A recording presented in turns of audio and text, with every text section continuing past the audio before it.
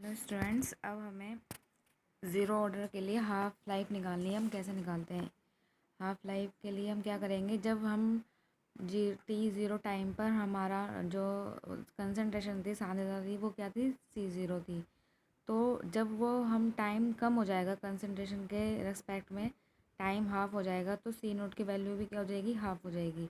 तो अब इस वैल्यू को, जो C0 की वैल्यू निकल के आई, इसको इस वैल्यू में रख देंगे जो हमने हाफ ज़ीरो ऑर्डर के लिए निकाली थी वैल्यू। इसमें इसका मान रखेंगे तो C0/2 is equal to minus K T की जगह आ जाएगा, क्योंकि जब कंसनट्रेशन घटेगी तो टाइम के रिस्पेक्ट में ये टी हाफ आ जाएगा, प्लस C0। अब ये माइनस का इधर ले आएंगे, प्लस हो जाएगा, तो C0 इज माइनस C0/2, ये इधर आ जाएगा। तो ये इसकी वैल्यू आ गई C0/2। अब हाफ साइकिल क्या निकलेगी? हाफ लाइफ, अर्ध जीवन काल इजगल टू C0/2 के इधर नीचे ले जाएंगे, तो ये निकल के आ जाएगा हाफ लाइफ साइकिल और जीरो ऑर्डर ऑफ रिएक्शन। ये डायरेक्टली प्रोपोर्शनल किसके होगा? Initial concentration of reactant. ठीक है, अब हम इसमें पढ़ेंगे फर्स्ट ऑर्डर ऑफ रिएक्शन। ऐसी केमिकल रिएक्शन जिसका ऑर्डर ऑफ रिएक्शन एक हो, मीन्स n इजगल टू क्या हो? 1 हो।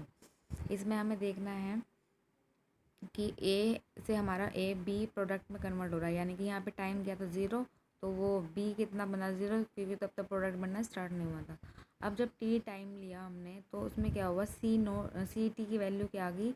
यानी कि वो यहाँ से कितना घटा? C0 से माइनस घटा।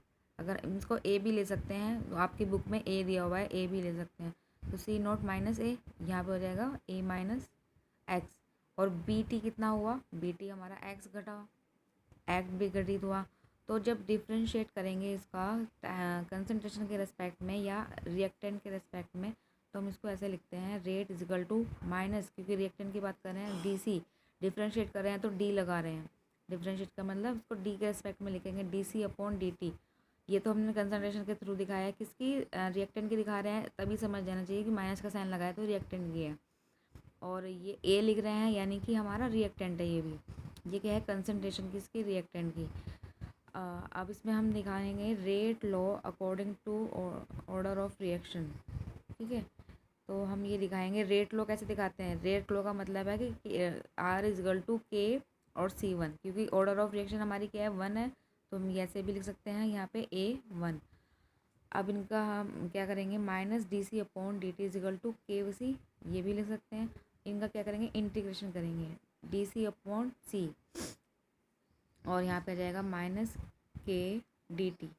इंटीग्रेशन करते हैं जब, तो हमारा ये आ जाएगा DC। अब हमें पता है कि DC/x की वैल्यू, dx/x की वैल्यू क्या होती है? -ln x। तो हम इसकी वैल्यू यहाँ पे रखेंगे। माइनस से हम क्या करेंगे? इसको सबको कैंसिल कर देंगे, तो ln c, ये तो सब कैंसिल हो जाएगा, इंटीग्रेशन और डिफरेंशिएट एक दूसरे से।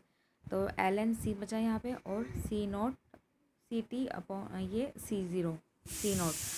तो यहाँ पे इजगल टू किसके है? के टी टी से 0, यानी कि 0 से टी टाइम तक। अब ln CT minus ln CO, ये धरा आएगा, और माइनस से KT। ठीक है, अब हम माइनस से इनको पूरी रिएक्शन को डिवाइड कर देंगे, तो ln CT equal to minus KT plus K, ये इधर आ जाएगा। अब इसको हम क्या करेंगे? इसका हमें ग्राफ खींचना है। ये हमारी एक वैल्यू निकल के आ गई, इसका भी हम ग्राफ निकल के आएंगे। फर्स्ट ऑर्डर की ये वैल्यू निकल के आई, और हमें पता है जब ln CT की फॉर्म में है, इसका ln का हम फॉर्मूला रख देंगे 2.30203 log base CT equal to minus KT, और इसका भी यहाँ पे फॉर्मूला रख देंगे, ये आ गया। अब क्या करेंगे? log base 10 CT equal to minus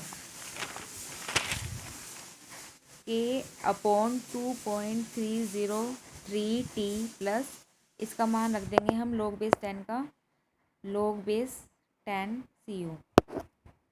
ये हमारी ज़ीरो ऑर्डर की रिएक्शन, फर्स्ट ऑर्डर की रिएक्शन निकल के आ गई है। इसको हम थोड़ा और ड्राइव करेंगे ताकि हमें एक रिएक्शन और मिल जाए। अब log base ECT minus log base ECO equal to minus KT, और log CT/C0 equal to KT। ठीक है, इसके बाद अब लॉग बेस जो एंटी लॉग लेते हैं हम इसका, तो ई लॉग ई इसका हम क्या करेंगे, एंटी लॉग लेंगे ताकि ये वैल्यू हमारी 1 निकल के आ जाए और हमें रिएक्शन मिल जाए। तो e log e C T upon C O equal to e minus K T. तो इसकी वैल्यू हमेशा 1 होती है। तो C T upon C not equal to e minus K T और C T equal to C O e minus K T. ये एक हमारी रिएक्शन निकल के आ गई फर्स्ट ऑर्डर की। इसकी अब इसका हम ग्राफ देखेंगे। सबसे पहले इस वाली रिएक्शन का देखेंगे, किसके रेस्पेक्ट में, इस रिएक्शन के रेस्पेक्ट में देखेंगे। ये हमारा वाई एक्सिस है, ये हमारा एक्स एक्सिस और ये हमारा कंसंट्रेशन। तो इसमें फर्स्ट जो स्लोप देखेंगे हम, यहाँ पे देखेंगे एल एन का। यहाँ पे देखो ये हमारा टाइम है 0 और टाइम के रेस्पेक्ट में एक्स एक्सिस और ये वाई एक्सिस किसका है, एल एन सी टी के रेस्पेक्ट में। और हमारा जो इनिशिएटिंग पॉइंट था वो एल एन 0 था, सी नोट। तो ग्राफ क्या होगा, क्योंकि रिएक्टेंट के केस में है यहाँ पे भी ग्राफ डिक्रीज होगा, ठीक है। और स्लोप किसका बनेगा, माइनस के का आएगा। बट अगर हम लॉग के केस में रेस्पेक्ट में लेंगे ग्राफ, तो हमारा स्लोप आएगा माइनस के अपॉन 2.30, ठीक है। और एक वैल्यू हमने और लिखी इसमें, सी टी माइनस सी ई माइनस के टी। इसके रेस्पेक्ट में अगर हम ग्राफ देखेंगे तो वो ग्राफ इनफाइनाइट आएगा टाइम के रेस्पेक्ट में। यहाँ से घटता घटता कंसंट्रेशन घटता घटता क्या होगा, इनफाइनाइट हो जाएगा, ठीक है। तो ये फर्स्ट लॉ था। अब फर्स्ट लॉ का हमें क्या करना है, हाफ लाइफ साइकिल पढ़ेंगे नेक्स्ट वीडियो में।